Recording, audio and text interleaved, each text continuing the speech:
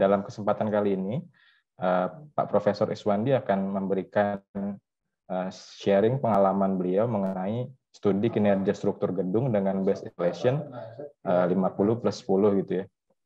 Ini beliau yang akan menyajikannya. Tanpa banyak dari saya persilakan Bapak Profesor Iswandi.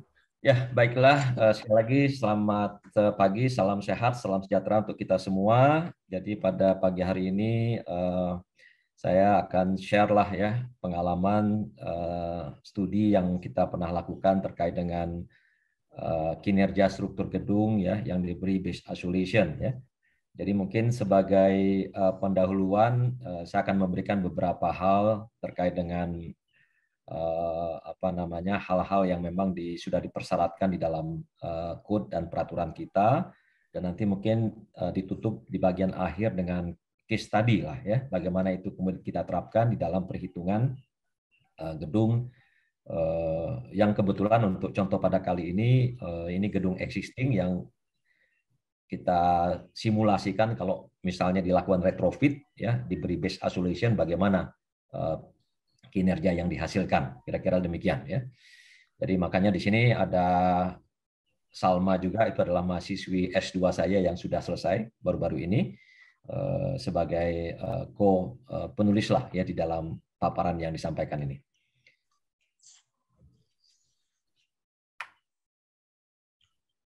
Oke. Ya, jadi sebagai pendahuluan kita semua tahu ya, kita Indonesia ini berada di wilayah yang rawan gempa ya. Dan kalau kita lihat di peta gempa yang ada ya, demand beban lateral akibat gempa itu sangat luar biasa ya.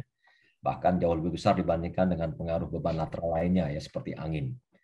Nah, bila dalam merespon demand tersebut struktur didesain elastik, maka bisa dibayangkan ya, elemen-elemen struktur penahan gempa itu akan menjadi masif dan besar ya, dan kemungkinan tidak ekonomis, dan juga mungkin ini yang paling penting ya, tidak layak secara arsitektur ya, karena space yang available menjadi sangat terbatas ya, terganggu oleh berbagai elemen struktur yang ukurannya sangat masif. Nah, sehingga pendekatan yang umum ya itu adalah mereduksi demand beban lateral tersebut. Ada beberapa metode yang available ya yang diberikan oleh SNI 1726 bagi kita untuk mereduksi demand beban gempa tadi ya. Nah, kalau kita lihat ada 3 ya yang utama ya yang diberikan di SNI kita, strategi untuk mereduce efek atau demand gempa design. Jadi yang pertama ini yang metode konvensional, mengizinkan perilaku inelastik struktur saat terkena gempa kuat ya. Jadi elemen struktur boleh rusak ya, tapi struktur tidak runtuh. Kerusakannya harus terkontrol, terkendali, dan ini semuanya diatur kalau di dalam SNI 1726 pada pasal 7 dan 10 ya. Termasuk nanti ada SNI pendampingnya ya untuk nantinya dipakai untuk merancang kebutuhan detailing ya, sehingga kerusakan tadi tidak memicu runtuhan pada bangunan. Nah, yang kedua ini yang nanti kita akan bahas pada pagi hari ini ya, yaitu kita mengisolasi ya massa struktur atas ya yang besar ini ya dari goncangan gempa dengan menggunakan base isolation, dan ini diatur kalau di SNI kita di pasal 12. Ya, terus ada lagi ya metode yang lain, meningkatkan damping ya dengan menambahkan seismic dampers sebagai peredam energi gempa, itu diatur di pasal 13 ya. Nah, sebenarnya ada lagi ya, yaitu memanfaatkan soil structure interaction ya. Walaupun ini mungkin belum terlalu populer ya di kita di Indonesia ya, tapi itu juga kalau kita jalankan itu juga bisa mereduce ya seismic demand yang masuk pada bangunan struktur kita atau struktur bangunan kita. Nah, ini gambarannya ya. Jadi yang sebelah kiri itu adalah struktur konvensional dengan kondisi jepit di dasarnya ya. Akibat goncangan gempa akan terjadi deformasi pada struktur atas yang cukup besar, di mana deformasi itu juga nantinya akan memicu kerusakan, karena memang pada kenyataannya kalau kita pakai konsep konvensional tadi, gaya gempa itu kita reduce dengan dibagi dengan suatu faktor R, sehingga kalau gempa itu terjadi sudah pasti akan ada kerusakan, dan kerusakan itu akan menyebar ya di setinggi bangunan, dan tentu saja sudah direncanakan ya, dipilih tempatnya, tidak boleh di sembarang tempat ya, tapi intinya akan banyak titik-titik pada struktur atas kita yang mengalami perilaku inelastik ya, yang merupakan manifestasi daripada kerusakan. Kemudian yang kedua yang sebelah kanan itu base isolated ya, jadi diberi suatu seismic bearing gitu ya, atau seismic isolator di dasar bangunan ya, yang akan mengisolasi massa struktur yang besar di atas dari goncangan tanah. Jadi pada saat ada goncangan tanah ya, itu struktur atas seakan-akan diem ya, jadi yang bergerak itu nanti si bearingnya, seismic bearing. Terjadi perilaku inelastik atau non-linear pada seismic bearingnya. Jadi inelastisitas dalam hal ini terpusat di dasar bangunan, sehingga kerusakan itu di atas relatif ya, kalaupun ada itu sangat minim ya. Jadi bisa kita upayakan bahkan dalam proses rancangannya untuk tetap mempertahankan bagian atas bangunan kita elastik ya, tanpa mengalami kerusakan. Nah, memang dengan mengintroduce ya seismic bearing ya, karena ada flexibility di situ, maka periode struktur bangunan kita akan bergeser ke kanan. Ya, jadi karena bergeser ke kanan, kalau kita lihat respon spektrum yang ada, otomatis kalau pergeserannya cukup jauh ya, apalagi kalau di awal periode struktur kita sangat pendek gitu ya, sehingga dia jatuh di constant acceleration. Ya, terus kita kasih base isolation menggeser ke sebelah kanan, cukup panjang misalnya T-nya kan, maka reduksi dari gaya gempa kita akan sangat signifikan. Ya. Termasuk juga produk ini ataupun seismic bearing ini juga bisa memberikan tambahan damping ya pada perilaku struktur bangunan kita. Ya, cukup signifikan juga tambahan itu, dan otomatis dengan adanya tambahan damping, respon daripada struktur terhadap gempa itu, demand gaya gempanya akan semakin mengecil juga, akan tereduksi ya, karena adanya damping tambahan yang diberikan oleh seismic bearing tersebut. Nah, jadi sebagai gambaran seperti yang terlihat di kanan ya. Ya, jadi sesuatu yang tadinya di sini bisa reduce ke arah kanan ya. Nah, memang kalau kita bandingkan dengan metode konvensional sangat bergantung pada periode awal daripada struktur kita. Jadi kalau periodenya agak cukup panjang ya, misalnya di atas 1 detik ya, seperti yang tergambar di sini ya, maka ada kemungkinan ya setelah kita kasih seismic bearing tetap saja ya base shear-nya lebih besar daripada metode konvensional ya. Dan itu akan lebih efektif sebenarnya kalau kita pasang seismic bearing itu kalau misalnya dari awal periode kita udah pendek sekali. Jadi kita ada di constant acceleration di puncak ini gitu ya. Dan itu ada kemungkinan bisa lebih rendah ya pada saat kita tambahkan seismic bearing tadi ya. Tapi tidak selalu ya. Jadi memang objektif utamanya bukan untuk mereduce gaya gempa sehingga jadi lebih kecil dibandingkan dengan metode konvensional ya. Bukan ya. Tapi untuk meningkatkan kinerja struktur atas saat terkena gempa, itu yang utama sebenarnya. Ya, jadi memang kebanyakan desain ya kalau kita bandingkan tetap saja ya base shear-nya lebih gede saat kita pasang base isolation dibandingkan dengan menggunakan pendekatan konvensional. Tapi kalau kena gempa, kerusakan yang dialami pada struktur atas di metode menggunakan base isolation itu akan lebih kecil, bahkan mungkin bisa kita jaga dia tetap elastik dibandingkan dengan metode konvensional yang mana kerusakan akan sangat tersebar dan banyak gitu ya. Dan dalam tanda kutip ya, kalau kita konsisten dengan pendekatan SND kita, terkena gempa rencana paling jelek kan memang dia akan memberikan performance life safety kalau metode konvensional. Artinya kerusakannya cukup besar dengan drift yang sampai mungkin 2% gitu ya.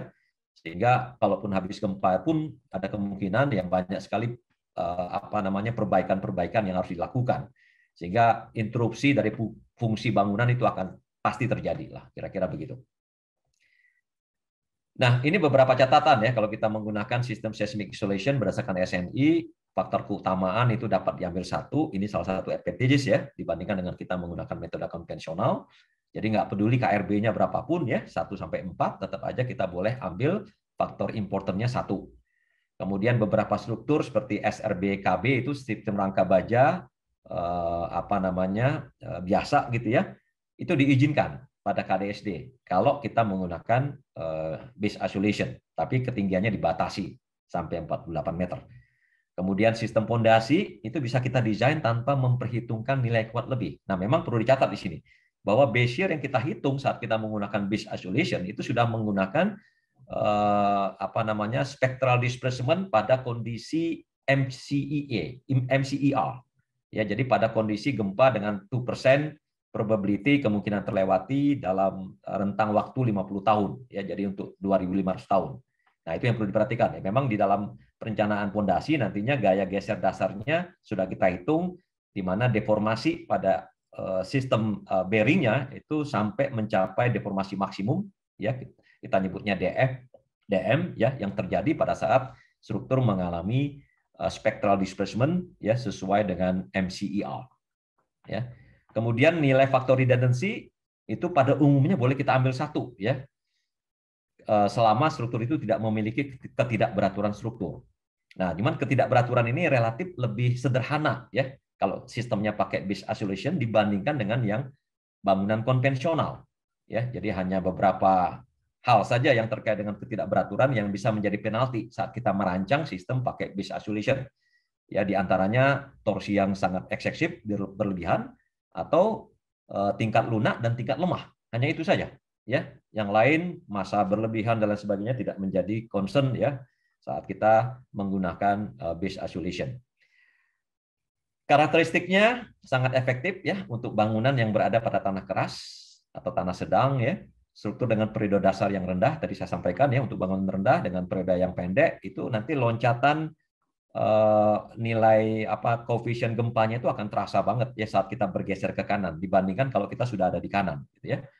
Jadi ini kurang efektif kalau bangunannya tinggi, ya, kurang kaku, fleksibel, dan struktur bangunan juga yang berada pada tanah lunak. Karena kalau pada tanah lunak kan predominan periodnya akan bergeser ke kanan, gitu, ya, sehingga membuat nantinya efektivitas itu menjadi berkurang juga, ya, kalau kita menggunakan base isolation.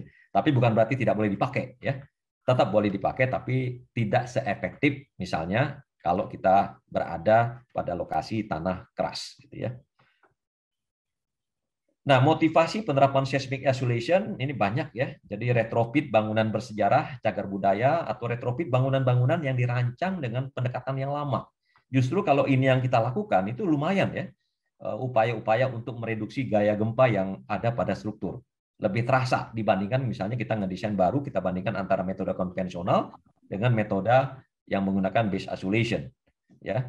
Untuk mempertahankan fungsi bangunan sehingga bangunan tetap operasional pasca gempa ini juga sangat luar biasa, ya, karena seringkali habis gempa banyak kerusakan, di situ akan timbul kerugian yang sifatnya langsung, gitu, ya, losses yang sifatnya langsung akibat kerusakan tadi.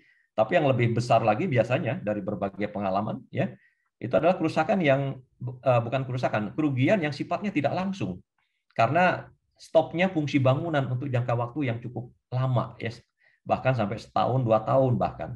Karena apa? Karena perbaikan-perbaikan yang harus dilakukan, termasuk perbaikan pada komponen-komponen non-struktural, yang kadang lebih costly dibandingkan dengan perbaikan strukturnya. Ya, ini juga bisa menjadi optimasi desain, tentunya dengan melihat secara holistik, ya, dari seluruh aspek, ya, tentu saja tidak hanya terbatas dengan aspek strukturnya, ya, tapi juga aspek non-struktural dan lain sebagainya. Perlindungan investment, ya, ini juga menjadi penting sekarang, ya, karena salah satu objektif sekarang ini, ya, selain perlindungan terhadap jiwa manusia saat kita merancang bangunan, itu adalah melindungi investment, melindungi investasi, ya, mengurangi kerugian jangka panjang. Ini menjadi salah satu objektif yang belakangan menjadi hal yang kadang dimintakan untuk dilihat, ya, karena tadi banyak kejadian gempa, banyak bangunan yang tadinya mestinya fungsional berfungsi menjadi tidak berfungsi, terjadi kerugian-kerugian yang sangat luar biasa. Kemudian perlindungan isi bangunan, nilai isi bangunan bisa lebih mahal dari nilai struktur, itu juga perlu dicatat, terutama kalau kita bicara bangunan-bangunan yang wah, gitu, ya, bintang 5, apartemen bintang 5, hotel bintang 5, di mana non-structural komponennya kadang jauh lebih mahal, ya, dibandingkan dengan harga strukturnya sendiri. Ya, ini karakteristik seismic isolation, kekakuan netral yang rendah, ya, ini tujuannya tadi, ya, untuk memperpanjang periode, tapi jangan terlalu rendah juga, ya. Bahkan post elastic stiffness-nya jangan terlalu kecil juga. Tujuannya apa? Supaya recentering mekanismenya masih ada, restorability-nya masih ada. Jadi setelah gempa, dia masih bisa kembali ke kondisi semula. Itu juga penting, terutama nanti untuk menghadapi pasca gempa misalnya, ya. Aftershock maksud saya. Jadi gempa-gempa yang belakangan terjadi, gitu, ya. Kemudian memiliki disipasi energi yang baik, kaku, stabil pada arah vertikal, khususnya terhadap beban gravitasi bangunan yang cukup berat, ya, sehingga tidak terjadi yang namanya bulging effect, ya, pada karetnya, ya. Sifat mekanis yang terukur dan stabil itu juga penting. Ya, nah ini contoh ya tipe yang sering digunakan, ada yang elastomeric base ya, ada tipe lead rubber bearing, high damping rubber bearing maupun low damping rubber bearing gitu ya, atau juga yang tipe friction base ya, menggunakan sejenis perilaku seperti pendulum ya, di mana di sini ada yang tipenya single kelengkungan ataupun yang double kelengkungan ya. Bahkan sekarang sudah ada juga yang triple ya. Nah, tadi saya sampaikan ya bahwa produk ini juga, maksud saya seismic bearing ini juga bisa memberikan suatu tambahan damping ya dari perilaku histeresis yang dimilikinya. Jadi perilaku histeresis itu yang nantinya dia terkena gempa, perilaku bola-balik menghasilkan suatu loop ya. Di mana luas loop itulah yang nantinya mengindikasikan tambahan damping yang bisa diberikan oleh seismic bearing tersebut. Nah, tergantung pada karakteristik rubbernya ya. Jadi kita bisa punya yang low damping ya, relatif agak lebih kecil gitu ya luasannya, atau yang high damping sangat lebar, atau yang disipasinya justru nanti diberikan oleh lead core yang dipasang di situ, yang ditambahkan ya, sehingga itu juga cukup efektif memberikan damping pada sistem yang dihasilkan nantinya ya. Ya, ini tipenya ya, ada LRB di tengah itu, ada LED di tengah ya, yang merupakan sumber disipasi energi ya. Jadi ada sistemnya seperti elastomeric biasa, ada plat baja pengisi untuk menambah kekakuan pada arah aksial ya, sehingga tidak terjadi bulging effect ya saat terkena efek gaya aksial tekan ya. Nah, dalam pemodelan ya, nantinya juga akan kita lihat ya, kita bisa kalau di awal-awal kita boleh ya untuk preliminary tahapan awal mengasumsikan perilaku bahan ini ataupun seismic isolator ini sebagai perilaku yang linear ya. Tapi nanti perhitungannya harus iteratif gitu ya. Jadi tergantung pada deformasi yang ada, kita bisa mengasumsikan yang kita sebut dengan kekakuan efektif ya. Jadi pendekatan linear ini merupakan pendekatan yang umum digunakan di tahap-tahap awal saat kita merancang bangunan ataupun jembatan gitu ya, dengan menggunakan seismic bearing ya. Tentunya nanti pada akhirnya ya kita harus cek ya kinerja yang sesungguhnya dengan pendekatan non linear ya. Dimana kalau sudah pakai non linear ya otomatis kita menggambarkan perilaku konstitutif yang lebih lengkap ya daripada seismic bearing tersebut ya. Jadi di situ ada terlihat persamaan untuk linear approach-nya sederhana sekali, hanya kekakuan dikali perpindahan, tapi kekakuannya yang harus kita iterasi ya, karena perpindahannya bisa berubah-ubah. Kita asumsikan di awal nanti terjadi perubahan, kita hitung ulang K efektifnya sampai kita mendapatkan suatu solusi yang konvergen ya. Atau kita menggunakan tadi pendekatan nonlinear langsung gitu ya, sehingga kita memasukkan persamaan konstitutif yang lebih lengkap dari seismic bearing tersebut ya. Ya, ini untuk tipe yang friction pendulum sama ya, kita bisa pakai linear approach dengan cara yang tadi juga ya, atau non-linear approach ya, di mana kita betul-betul memasukkan gambaran perilaku konstitutif yang lebih lengkap ya, sehingga menghasilkan suatu siklus sesuai dengan yang dimiliki ya oleh seismic bearing tersebut ya. Jadi kalau tipe pendulum ini ada parameternya mu itu coefficient friction ya, atau dynamic friction coefficient ya. Kemudian ada R itu radius daripada kelengkungan ya, yang nantinya menjadi sliding surface ya saat pendulum itu bergerak berdeformasi ya saat terjadi goncangan gempa ya. Ya, yang digambar di bawah itu merupakan tipe yang double konkav ya, jadi kelengkungannya double ya.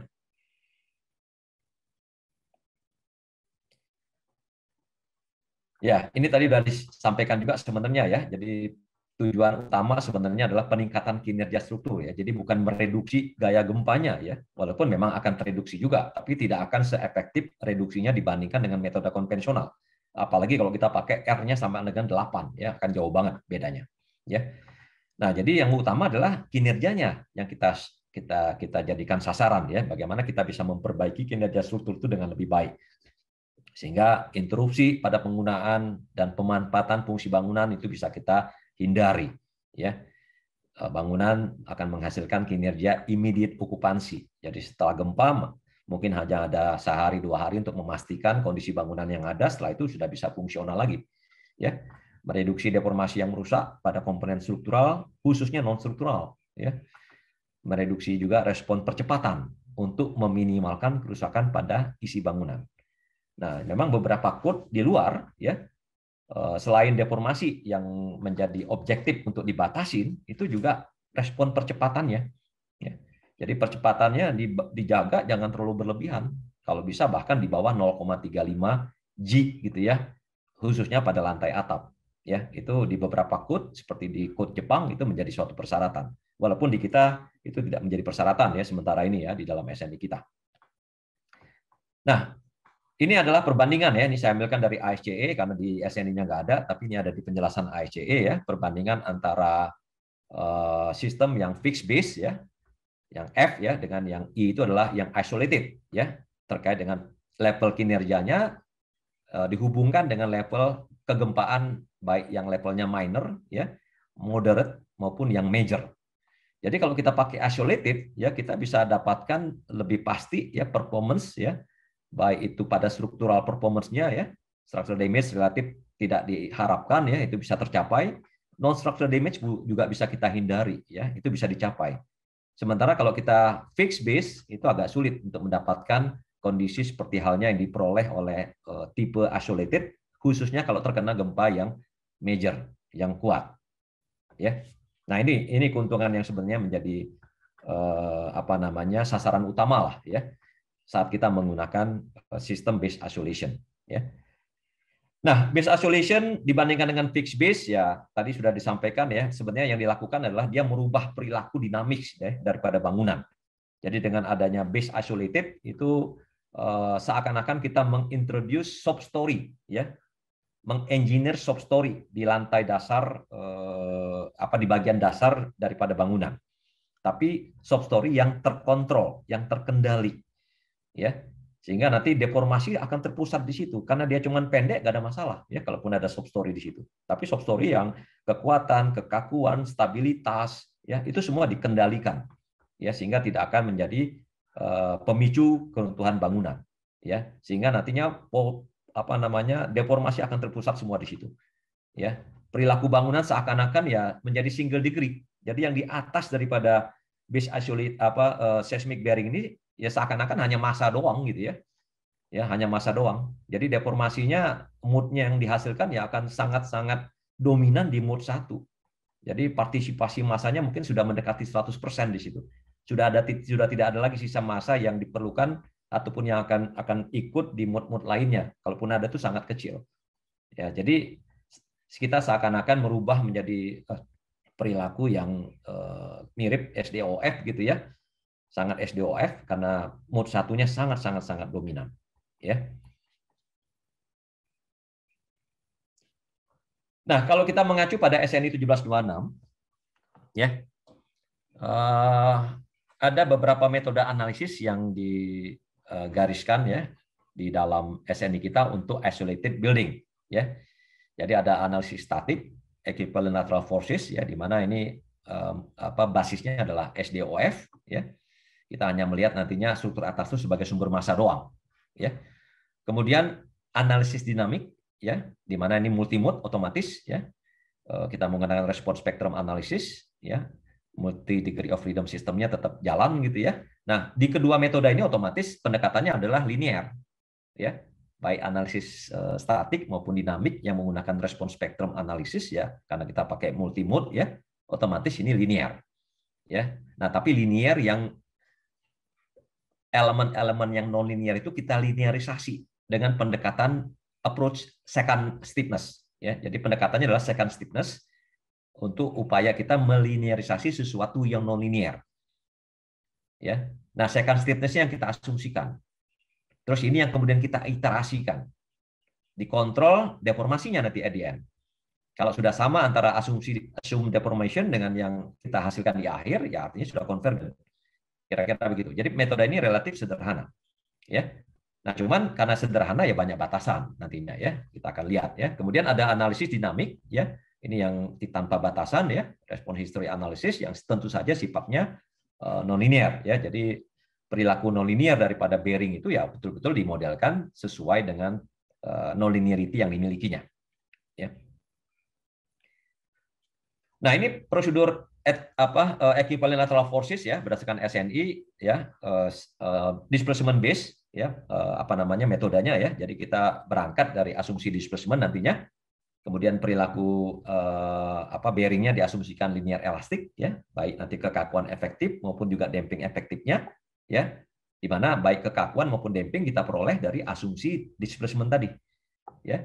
Sehingga perhitungan akan dilakukan secara iteratif ya, dan biasanya metode ini sangat-sangat dibutuhkan ya saat kita di tahapan awal desain untuk memilih ataupun menentukan tipe-tipe bearing yang sesuai dengan karakteristik bangunan kita misalnya ya.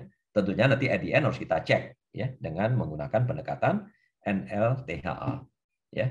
Nah, di situ dilihat juga ada tabel yang mengkorelasikan antara efektif damping yang dihasilkan dari histeretik perilaku seismic bearing tadi dengan nilai BM yang nanti kita pakai di dalam perhitungan perancangannya ya. Ini batasannya hanya untuk KDSA B, C, D, D ya. TM itu maksudnya yang sudah efektif ya. T efektif dibatasi 5 detik ya. Jumlah lantai 4 tingkat atau H20 meter. Damping efektif itu maksimum 30% ya. Jadi nggak boleh di atas itu. Kemudian nilai periode efektif dibandingkan dengan fix itu di atas 3 ya. Tapi itu tidak berlaku kalau kita menggunakan respons spectrum analysis ya. Jadi lebih bebas ya. Tanpa ketidakberaturan torsi 1B, tingkat lunak serta tingkat lemah ya. Jadi memang ketidakberaturan yang perlu digarisbawahi saat kita menggunakan sistem base isolation itu hanya torsi 1B, tingkat lunak serta tingkat lemah. Tingkat lunaknya tentunya ada 2 level di situ ya. Yang sedang, yang berat, begitupun juga tingkat lemahnya ya, yang sedang dan yang berat ya. Ya, ini prosedurnya kira-kira ya kalau kita hitungan secara equivalent lateral forces ya. Jadi dimulai dengan kita mengasumsikan besaran displacement. Kemudian dari situ dengan histeretik ataupun juga perilaku isolator yang kita miliki, kita bisa menghitung yang namanya kekakuan efektif ya atau kekakuan sekant yang menghubungkan nanti antara gaya dan deformasi ya. Dari sini kita bisa menghitung kalau massa struktur atasnya diketahui kan, beratnya dan lain sebagainya ya, kita bisa menghitung periode struktur terisolasi ya berdasarkan nilai DM tadi ya. Kemudian kita bisa hitung dampingnya juga karena kita punya histeretik di sini ya. Dengan deformasi yang sudah ditetapkan tadi, kita bisa hitung dampingnya. Dari damping kita bisa hitung tadi nilai BM-nya sendiri dari tabulasi yang sebelumnya ya. Dari situ kemudian kita bisa hitung kembali DM kita. Displacement kita menggunakan spectral displacement yang ada. Ya, jadi spectral displacement atau spectral acceleration yang kita convert menjadi spectral displacement, ya, kita bisa dapat yang namanya DM. Nah, DM-nya kita bandingkan dengan yang kita asumsikan di awal. Ya, kalau sudah oke, ya artinya kita sudah konvergen ke nilai KM yang sesungguhnya. Kalau belum, ya kita masukkan angka terakhir tadi, ulang lagi prosesnya sampai kemudian kita dapat suatu solusi yang sudah konvergen. Kira-kira begitu.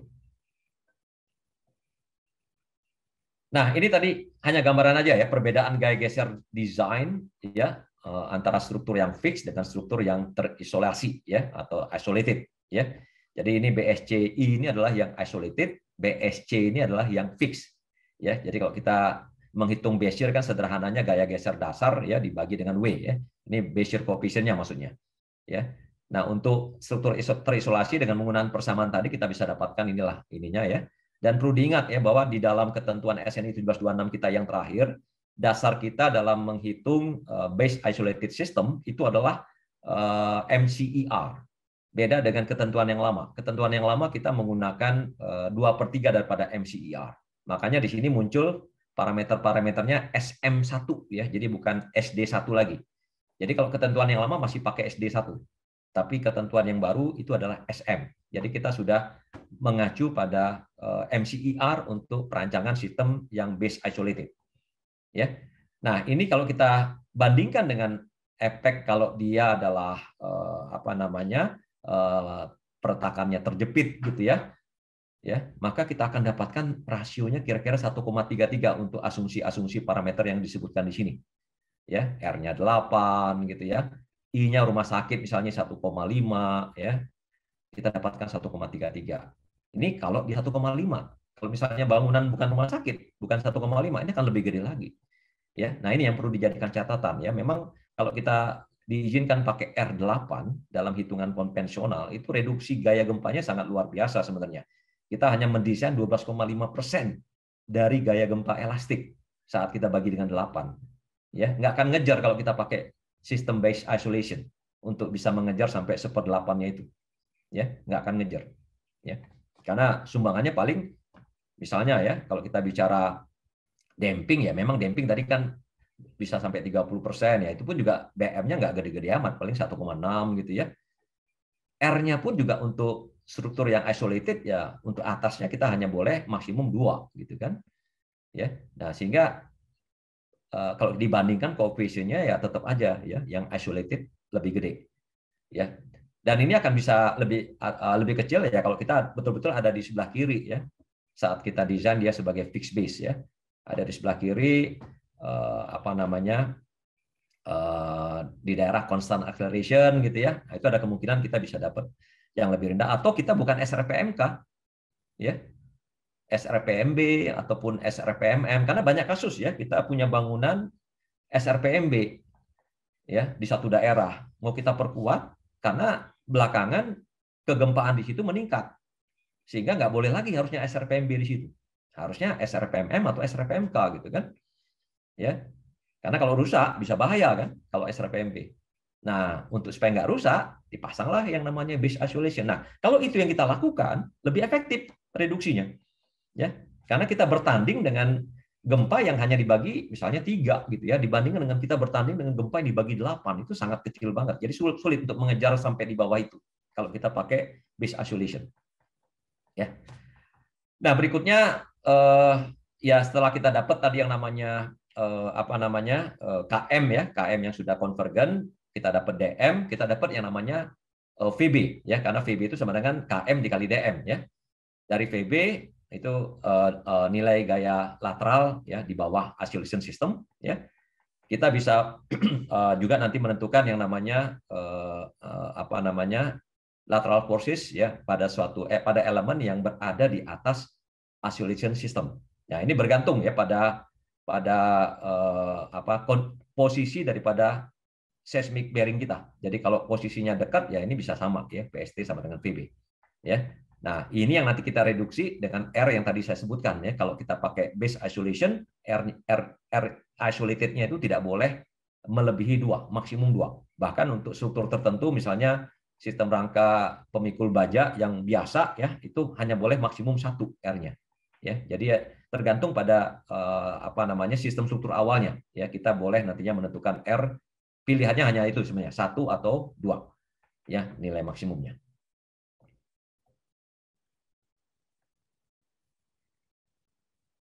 Oke. Nah, metode yang selanjutnya adalah dynamic response history analysis ya. Ini nonlinear, kita betul-betul memodelkan nantinya bearing sebagai suatu material yang nonlinear menggunakan 7 pasang MCER ground motion ya. Ingat MCER ya, jadi bukan level design ya. Diskalakan dari rekaman gempa individu dengan magnitude ya, radius ya, lokasi jarak maksudnya, dan mekanisme yang serupa dengan yang dipakai untuk membentuk MCER itu sendiri. Ya, metode penyekalaan boleh amplitude scaling atau spectral matching, tapi tergantung. Kalau kita berada near source gitu ya, berada dekat dengan source dari gempanya, kita sudah nggak boleh pakai spectral matching ya, kita harus pakai amplitude scaling ya. Kemudian NLTHA dapat digunakan juga untuk mengevaluasi kinerja struktur bangunan yang isolated ya. Jadi ini yang juga akhirnya banyak diterapkan ya. Oke, bagian berikut masih ada waktu, ini berapa menit nih? Pak Abi tadi ya? Masih ada 20 menit, Pak Prof. Oke. Saya mau memperlihatkan terkait dengan case tadinya ya. Ini saya stop share dulu. 20 menit itu waktu bicara kan? Bukan. Oh, waktu bicaranya masih ada 10 menit, Prof. Waduh. Oke. Berarti harus ngebut ini.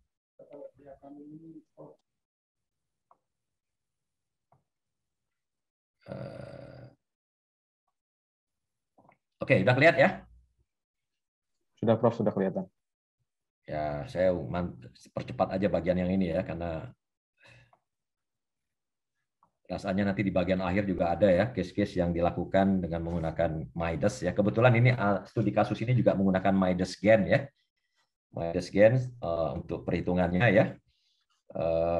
Di mana ini kita bicara mengenai bangunan existing 5 lantai ya, yang dibangun dengan menggunakan ketentuan yang lama ya, yaitu PMI 70 ya untuk kegempaannya dan PBI 71 untuk detailingnya ya, kira-kira begitu.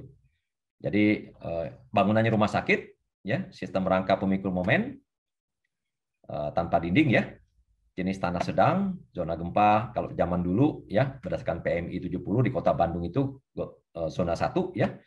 Jumlah lantainya 5 ya, tinggi tipikal per lantai itu 4 meteran ya. Spesifikasi materialnya seperti yang terlihat di sebelah kanan. Ini tadi yang saya sebutkan ya, peraturan yang digunakan saat desain PMI dan PBI 71 ya. Beban gravitasinya sudah standar lah ya, seperti yang biasa. Kemudian elemen-elemen strukturnya ya ini memang disimulasikan lagi ya dengan pendekatan desain menggunakan peraturan-peraturan yang lama tadi sehingga keluarlah elemen-elemen sesuai dengan yang ada tergambar di situ ya. Platnya, balok induknya, balok anak dan juga ukuran kolom ya. Nah, kalau kita perbandingkan ya antara PMI 70 ya dengan SNI 1726 2019 misalnya ya. Apa namanya coefficient Bezier-nya ya. Jadi kalau kita lihat di situ ya untuk PMI 70 sekitar 12,88, SNI di level design ya yaitu 2/3 daripada MCER itu 16,37% kira-kira ya, baik pada arah X dan Y nggak jauh berbeda lah ya. Nah, cuman dengan gempa yang seperti ini saat dicek ya, karena memang ketentuan yang zaman dulu kan kalaupun ya untuk rumah sakit itu memang ada important factor yang kita kalikan, tapi secara drift itu tidak ada batasan ya. Sehingga kalau kita cek ya dari ketentuan yang ada ini dengan menggunakan ketentuan baru untuk performance-nya ataupun untuk kinerja strukturnya, itu nilai drift-nya melewati batas semua ya. Jadi nilai drift-nya melewati batas, artinya apa? Kalau gempa itu terjadi, kerusakan akan terjadi di mana-mana ya. Padahal itu rumah sakit yang kita jaga, kalau ada gempa rencana sekalipun ya, dia mestinya performance-nya maksimum immediate occupancy ya. Tidak boleh sampai life safety. Nah, karena kondisi itulah kemudian kita coba introduce double friction pendulum ya pada bangunan tadi ya, yang karakteristiknya seperti yang terlihat di gambar ini ya, di slide ini ya. Ini adalah tipenya yang kita gunakan ya. Jadi di situ kita menggunakan salah satu produk ya, tidak perlu disebutkan namanya. Ini dari Jepang ya. Itu ada tipe A, tipe B, tipe C yang dipilih berdasarkan kapasitas dia untuk menahan beban vertikal. Nah, jadi memang penempatannya pun juga kita variasikan terkait dengan distribusi gaya vertikal yang ada. Di situ ada 32 bearing ya. Di bagian-bagian tepi atau perimeter itu menggunakan yang kapasitas aksialnya relatif lebih kecil. Kemudian yang di interior ya, yang warna hijau itu menggunakan yang vertikalnya lebih besar ya, karena memang dia di tributary bebannya lebih besar di situ. Ya.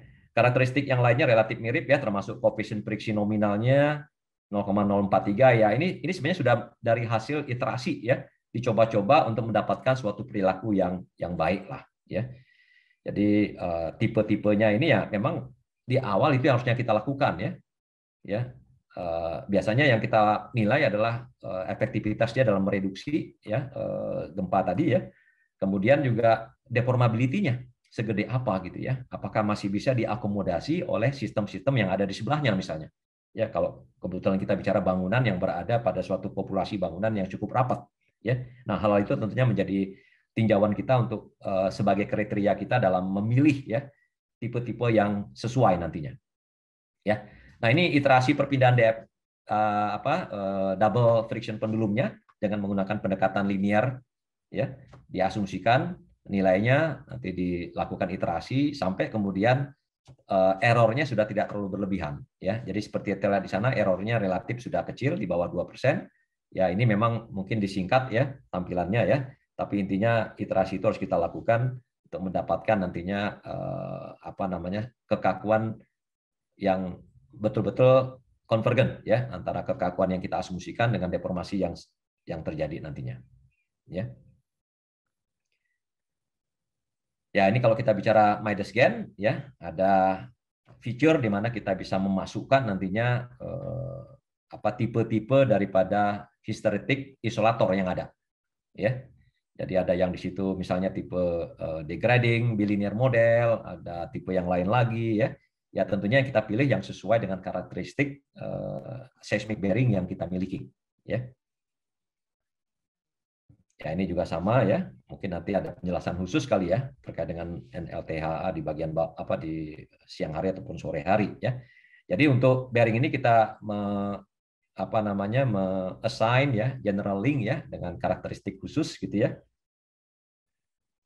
Kok balik lagi, sorry.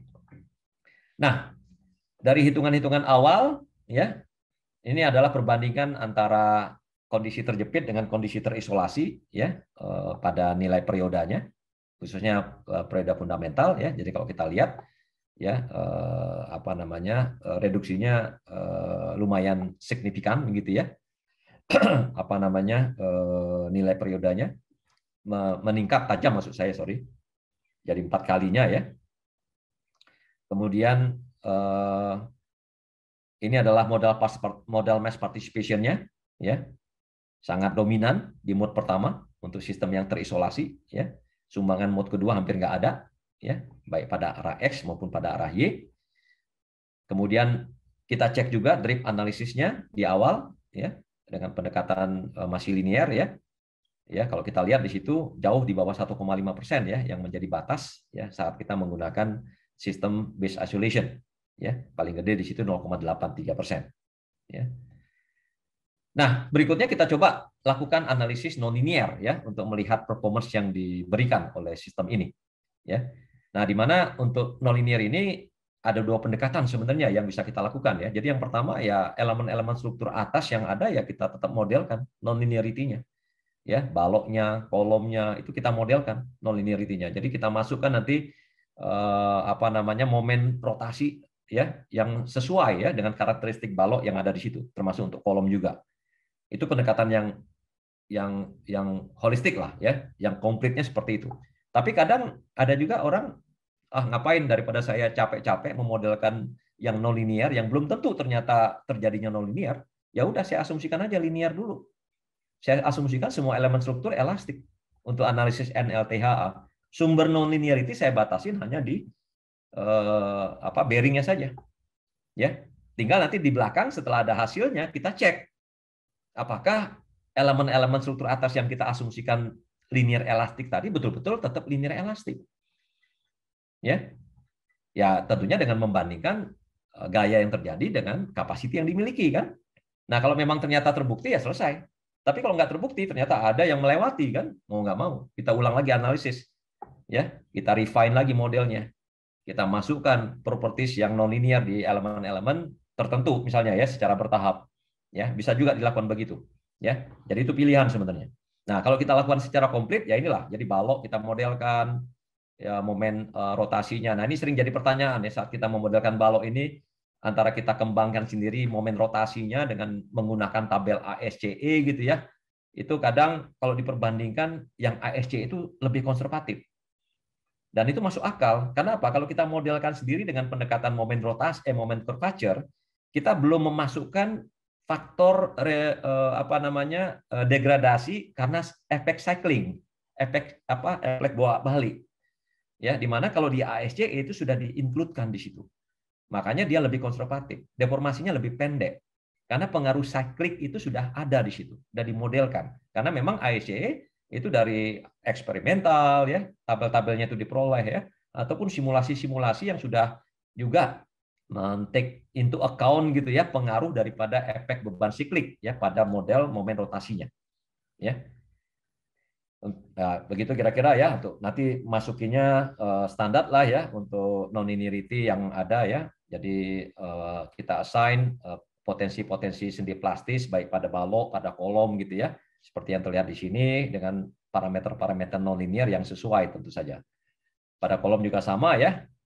Kalau kita bandingkan ya. Nah ini ya. Nah ini malah ASC lebih lebar gitu ya. Nah ini kadang memang bisa seperti itu juga ya dibandingkan dengan kita menganalisis sendiri ya. dimasukkan juga, termasuk juga PMM diagramnya gitu ya, titik-titik yang kita assign gitu ya. Nah, berikutnya adalah kalau kita NLTHA mau nggak mau ya, kita harus memiliki ground motion yang sesuai. Ya, tadi disampaikan ground motion-nya harus 7 pair, 7 pasang, dan levelnya harus MCER. Artinya dia kita match-kan, kita scale-kan ke respon spektra MCER.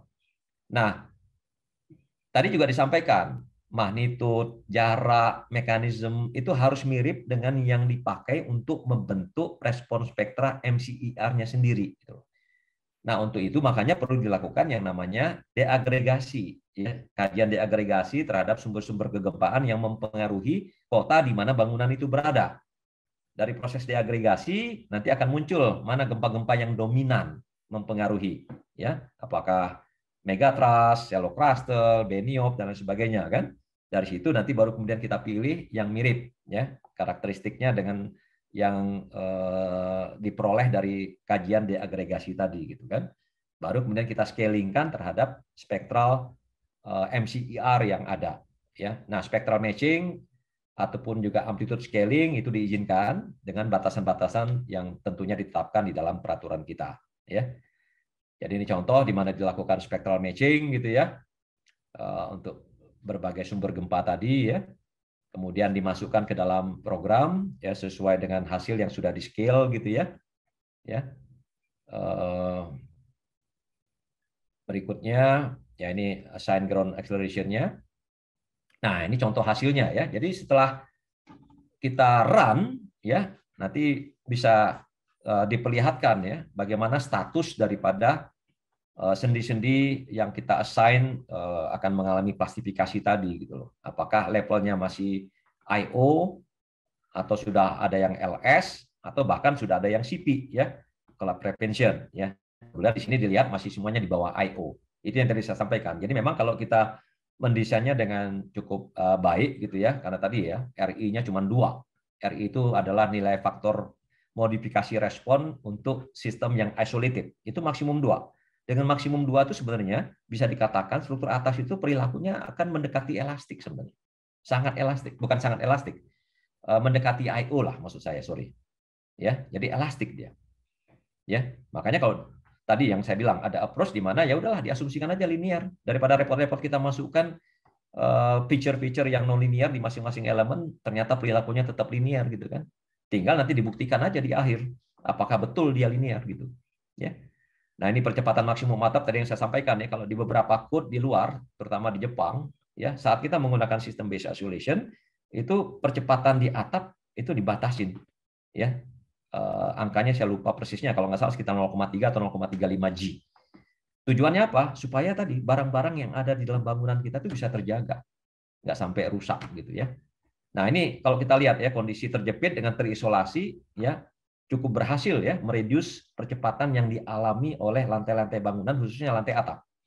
Ya, maksimum di situ kalau kita lihat hanya sekitar 0,334 ya atau 0,35 ya pada arah Y. Tapi kalau rata-ratanya relatif mendekati 0,3. Ya, milestone-nya rasanya 0,3 deh kalau peraturan Jepang ya. Bukan 0,35. Mungkin saya salah. Nanti bisa dicek aja ya. Gaya geser dasar juga cukup efektif ya. Ya ini mungkin karena tadi ini bangunan dengan detailing yang apa adanya, R-nya juga tidak terlalu tinggi gitu ya.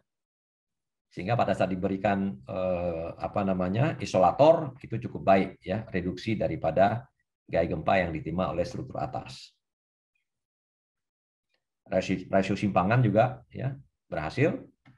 Itu bukan 2% harusnya ya, batasnya adalah 1,5%. Jadi yang biru sama yang merah itu adalah yang isolated, bandingkan dengan yang sebelah kanannya itu adalah yang non isolated atau yang terjepit ya. Batasnya sebenarnya 1,5% ya kalau kita untuk base isolated ya. Perpindahan total ya relatif juga kecil kalau kita lihat driftnya pun juga antar lantai tidak terlalu berlebihan ya. Jadi artinya dengan pola deformasi seperti ini, pola perpindahan seperti ini ya kerusakan pada elemen-elemen non struktural itu bisa kita hindari ya. Apalagi yang struktural gitu ya. Ya, ini kalau dirangkum gitu ya. Di sebelah kiri itu adalah tabulasi yang ada itu adalah struktur terjepit, ya. Sebelah kanan itu struktur terisolasi. Ya, jadi kita lihat performance level dari setiap elemen yang ada itu hampir semuanya berada di bawah I/O. Ya, hanya ada 4 yang pas di antara B sama I/O. Jadi nggak banyak. Artinya kerusakan struktural betul-betul sangat minim. Ya, beda dengan yang terjepit. Ya, bahkan ada elemen-elemen yang sudah melewati di atas CP saat terkena MCER. Ini semua dua-duanya terkena MCER nih, sama ini. Ya. Nah, tentunya juga kita lihat performance daripada friction pendulumnya sendiri, ya. Ya, terlihat di situ masih berada dalam batas kapasitas deformasi yang bisa diberikan, ya. Jadi itu menunjukkan bahwa pilihan tipe isolatornya itu sudah cukup baik lah, gitu ya, karena deformasi maksimum yang dihasilkan dari analisis masih berada di dalam cakupan perilaku yang dimiliki oleh friction pendulum itu sendiri. Oke, sebagai penutup, ya ini hanya sekedar ini saja ya, mengingatkan bahwa penambahan sistem isolasi dasar pada bangunan existing itu memang bisa kita salah satu metode yang cukup efektif lah untuk bisa mengurangi beban gempa secara signifikan. Jadi kalau kita punya sistem struktur yang existing yang detailingnya mungkin kurang baik dan lain sebagainya, ya dengan kita mereduksi gaya gempa yang masuk ke struktur atas, maka kita bisa mengurangi juga potensi kerusakan di situ. Jadi walaupun tidak ada detailing, bangunan atas masih bisa survive mestinya saat terjadi gempa bahkan MCER. Ya. Kemudian penambahan sistem isolasi dasar memang akan bisa meningkatkan level kinerja akhir dari struktur existing saat gempa maksimum. Kira-kira begitu. Terima kasih. Saya kembalikan ke Pak Abi sebagai moderator.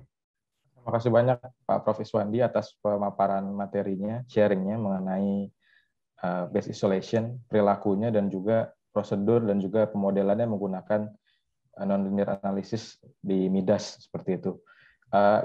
Di sini sudah masuk beberapa pertanyaan, Pak. Yang pertama ini dari Pak Anin Hudaya Stadin.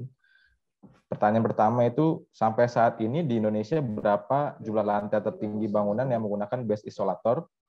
Mungkin dari Pak Prof. Iswandi ada pengalaman atau ada informasi mengenai ini, yang tertinggi seperti apa itu menggunakan base isolator. Kemudian dibandingkan dengan konvensional itu biaya strukturnya seperti apa, Pak? Apakah lebih murah atau lebih mahal atau bagaimana? Mungkin itu pertanyaan yang pertama. Terus yang kedua, mungkin bisa langsung dijawab Pak Prof. Iswandi.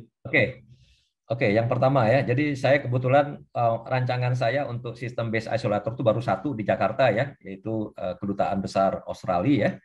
Itu bangunan yang dalam tanda kutip lah ya, sudah banyak dindingnya, sudah cukup kaku, sudah banyak sistem penahan gempanya, tapi tetap aja dipasang base isolator untuk lebih mendapatkan jaminan kinerja ya, perilaku saat terkena gempa. Nah, otomatis memang karena kaku ya sangat efektif ya base isolator itu dipasang. Jadi tadi saya sampaikan ya, jadi keefektifan base isolator itu bergantung pada fleksibilitas baik itu struktur atasnya maupun juga tanah yang ada di situ. Jadi kalau tanahnya lunak itu kurang efektif, tapi kalau dia tanahnya sedang atau keras itu lebih efektif. Bangunannya fleksibel itu kurang efektif. Jadi kalau bangunannya di atas itu cukup tinggi, misalnya sampai 20 lantai misalnya sebagai contoh gitu ya. Artinya dia sudah punya fleksibilitas yang kalau kita bandingkan dengan fleksibilitas daripada isolatornya sudah mulai mendekati kasarnya, walaupun tidak akan mendekati kan. Nah saat itu terjadi ya otomatis akan berkurang sekali efektivitas daripada base isolator tadi ya, karena fleksibilitas atas udah mendekati misalnya kasarnya kan. Nah ini harus kita jaga. Jadi supaya dia bisa efektif, maka yang atas tadi kalau memang dia tingginya misalnya sampai 20 atau bukan mungkin akan lebih 25 gitu ya, kita tambah dengan sistem-sistem pengaku, bracing dan lain sebagainya untuk membuat dia kaku gitu loh. Sehingga pada saat ada goncangan yang di bawah tanah bergoncang, terus si bearingnya ikut bergoyang gitu ya, efek goyangan ke atas tuh nggak terlalu terasa gitu loh. Tapi kalau yang atas tuh fleksibel, dia akan ngayun juga gitu loh. Akan ada deformasi. Nah, disitulah makanya harus ada yang namanya trial and error ya, karena ini sangat unik dengan apa namanya kekakuan struktur atas yang dimiliki, layout strukturnya juga ya tentunya nggak bisa kita apa namanya formulasikan lah ya bahwa paling tinggi maksimum 20 lantai misalnya, enggak juga ya. Tapi kalau kita beri banyak pengaku semuanya dinding ya, walaupun 20 lantai ya atau 25 ya masih bisa efektif. Jadi tergantung pada sistem keakakuannya sendiri. Nah, terus mengenai harga. Harga ya tentunya lebih mahal kalau kita pakai base isolation gitu ya. Nah, lebih mahalnya berapa ya tergantung pada jenis base isolation yang kita gunakan gitu loh. Nah, sekarang ini kan tipe-tipenya macam-macam yang tadi saya sampaikan ya. Ada yang elastomeric base gitu ya, ada yang friction pendulum base gitu ya. Nah, memang dibandingkan ini yang friction pendulum lebih mahal ya dibandingkan dengan yang elastomeric gitu ya. Makanya kemarin misalnya sebagai contoh yang bangunan hospital yang baru akan dibangun di Palu ya, yang juga menggunakan base isolation ya, karena dianggap lebih murah ya, makanya bukan dianggap, memang kenyataannya bisa lebih murah. Makanya yang dipilih adalah elastomeric base untuk isolatornya untuk rumah sakit yang Palu itu. Ya, apalagi yang elastomeric base sudah bisa dibuat di Indonesia sekarang ini. Otomatis harga juga bisa lebih rendah lagi mestinya kan bangunan konvensional. Kenapa? Karena adanya base isolation, perlu dicatat nih, adanya base isolation itu tidak menghilangkan kewajiban untuk memberikan seismic detailing sesuai dengan kategori desain seismik yang ada di situ. Jadi seismic detailing itu mengikat ya ke KDS. KDS itu adalah kategori desain seismik. Jadi kalau kita ada di D, udah nggak ada pilihan. Kita harus pakai yang khusus misalnya kan kalau kita ada di KDSD. Walaupun pakai seismic bearing pun tetap harus khusus. Ya. Bahkan tadi saya sampaikan juga kalau bangunan kita agak tinggi ya, sehingga periodanya itu sudah mulai agak di atas 1 detik gitu ya, sebagai sistem peak sekalipun gitu ya, maka base shear-nya yang masuk ke struktur atas itu masih akan lebih besar sistem yang pakai base isolation dibandingkan dengan sistem yang tanpa base isolation, ya, yang konvensional tetap akan lebih besar. Ya, karena tadi yang tanpa base isolation kita boleh bagi sampai 8. Nah, perlu dicatat, kenapa kewajiban itu tetap ada? Karena kalau kita berada di KDSD, risiko gempa itu tinggi. Bahkan untuk terjadinya gempa-gempa yang lebih besar daripada yang kita pakai dalam perencanaan itu juga ada gitu loh. Nah, disitulah peran daripada seismic detailing. Walaupun ada base isolatornya, ya perannya sebagai backup mechanism, ya sebagai tools untuk mengantisipasi the unexpected gitu loh. Kira-kira begitu. Ya makanya kita juga dalam perhitungan atas kan masih diizinkan dibagi dengan 2, walaupun 2 itu sebenarnya juga RI2 tadi ya. RI2 itu maksudnya faktor modifikasi respon untuk sistem isolated ya. Maksimum 2 itu artinya sebenarnya masih di elastik, udah mendekati kondisi IO sebenarnya. Ya. Nah, karena udah mendekati IO ada potensi kerusakan. Kalau gempanya lebih gede, dia akan nyebrang melewati IO. Nah, kalau dia udah nyebrang melewati IO, ya atau malah mendekati LS, kita butuh detailing gitu. Nah, disitulah ya makanya mau nggak mau detailing itu tetap wajib. Kira-kira begitu. Nah, memang fokusnya bukan harga sebenarnya secara struktur maksud saya, tapi harga secara keseluruhan saat risiko-risiko itu mulai terjadi misalnya. Ya, ada gempa segala macam, ada yang tadi saya sampaikan losis jangka pendek, losis yang langsung sifatnya maupun losis yang tidak langsung gitu ya. Yang mana yang tidak langsung ini umumnya lebih gede ya. Saya pernah berkomunikasi dengan pemilik hotel di salah satu kota gitu ya, habis kena gempa. Ya, ternyata kerugian akibat tidak berfungsinya hotel itu selama durasi 1 tahun itu jauh lebih besar daripada harga konstruksi itu sendiri. Nah, itu yang justru kalau dihitung overall ya, dengan resiko-risiko yang mungkin terjadi tadi akan lebih murah, Pak Anin. Kira-kira begitu. Oke, terima kasih jawabannya Pak Prof. Ini saya banyak pertanyaan, cuman saya pilih satu lagi mungkin Pak, untuk Pak Prof Iswandi. Ini mengenai bagaimana mengantisipasi differential settlement pada tumpuan dasar kolom yang mempunyai nilai reaksi beda-beda Pak. Mana-mana untuk pemasangan base isolation sistemnya itu. Ya. Bagaimana mengantisipasi differential settlement pada tumpuan dasar kolom yang menggunakan base isolation itu yang memiliki nilai reaksi berbeda-beda settlementnya, Pak? Ya, jadi sebenarnya kan paling ideal kita memasang base isolation itu kan ada suatu sejenis apa namanya sistem plat. Ini kok ada suara ini. Halo? Ya, sistem plat dengan berbagai balok-balok yang kaku yang menyatukan sebenarnya, ya. Bangunan itu menjadi satu kesatuan area ataupun lantai dasar di mana nanti di bawahnya kita akan pasang apa namanya isolator gitu. Nah, jadi dengan sistem tadi sebenarnya kan ada differential settlement yang sudah kita akomodasikan akan di taken care oleh sistem plat yang menyatu tadi dengan balok-baloknya gitu loh. Nah, di situ ya. Nah, memang harus kita simulasikan juga nanti pengaruh untuk kondisi sehari-harinya saat dalam tanda kutip ya beda settlement itu terjadi. Apakah nanti akan ada misalnya isolator yang tertarik misalnya ya dan lain sebagainya ya. Nah, itu kan proses iterasi yang juga menjadi bagian daripada analisis yang harus kita lakukan sampai kita ketemu dengan sistem yang pas ya untuk konstruksi bangunan yang kita rancang tadi. Nah, cuman perlu dicatat ya. Kadang memang perhitungan settlement ini terlalu konservatif. Ya, kadang dilakukan tanpa memperhitungkan kekakuan yang dimiliki oleh struktur atas. Jadi kalau kita mau yang betul itu adalah ya dimodelkan kekakuan-kekakuan atau sumbangan kekakuan dari struktur atas. Sehingga itu tentunya akan sebagian daripada kekakuan tadi akan bisa ikut mengakomodasi, menahan lah gitu ya perbedaan-perbedaan yang ada sehingga pada akhirnya displacement diferensialnya tidak terlalu berlebihan gitu ya. Dibandingkan kalau kita asumsikan dia bekerja seakan-akan independent kolom gitu loh. Nah, ini yang perlu dicatat ya.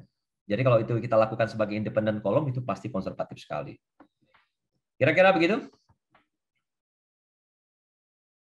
Oke, terima kasih banyak Prof. Iswandi atas pemaparannya dan juga sharingnya mengenai pengalaman advance analisisnya dalam studi kinerja base isolation ini dan juga pemodelannya menggunakan Midas begitu, Pak Prof.